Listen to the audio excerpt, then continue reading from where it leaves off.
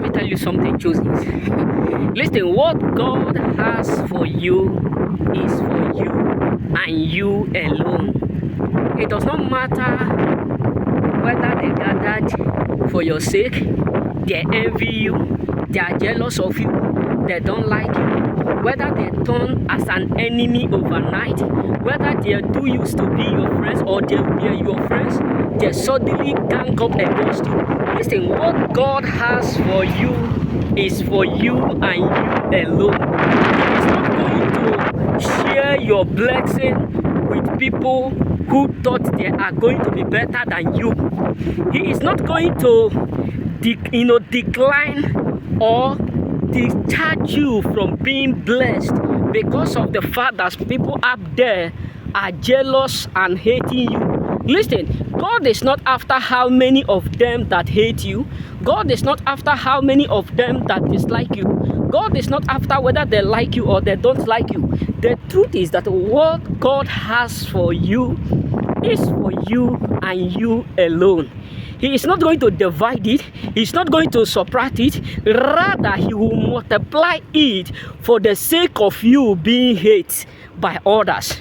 Listen, that is why, despite of everything that they said about Esther, they said about Haman, Esther towards Haman, despite of everything that they declare, all that they said behind what, behind the men and the women of God, they end up not being what decline.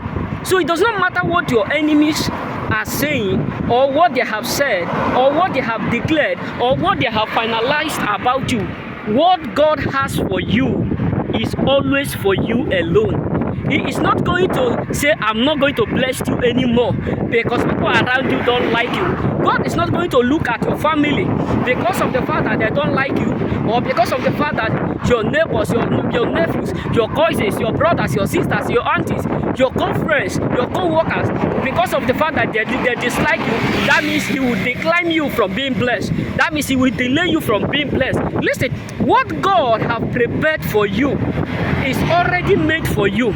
And before he made it, he have already understand that you are capable and able to do or to handle it and to take care of it. So don't just think that maybe people don't like you. That means maybe you are not progressing right now, or maybe things are not working out right now. You are thinking that because they don't like you, that is why things are not going well, or because they dislike you, they dislike your authenticity, they dislike your character, your attitudes, your behavior. That is why things are not working. Yes, this may be working for the wrong people. This may be going on well for the wrong people. But when your time comes, they will understand the difference between sugar and bitterness.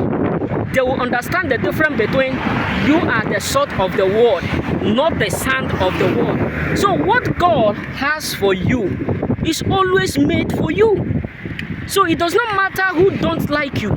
It does not matter how many there are that dislike you. It does not matter how many there are that envy you. It does not matter how many there are that conspire against you. What God has for you as a chosen, as a believer, as a child of God, as an individual, is made for you. What God has for you is for you. So people who don't hate you, if peradventure many of them know absolutely what they will gain, what they will achieve in loving you, they will never hate you. Why? Because you cannot be in a place where you are under umbrella and you expect rain to wet you. So that is why you should understand that what God has for you is for you alone. So don't worry, don't bother yourself, don't change your authenticity, your character, because of the fact that things are not working out right now. Because when the time comes, even the devil will testify. Remain blessed.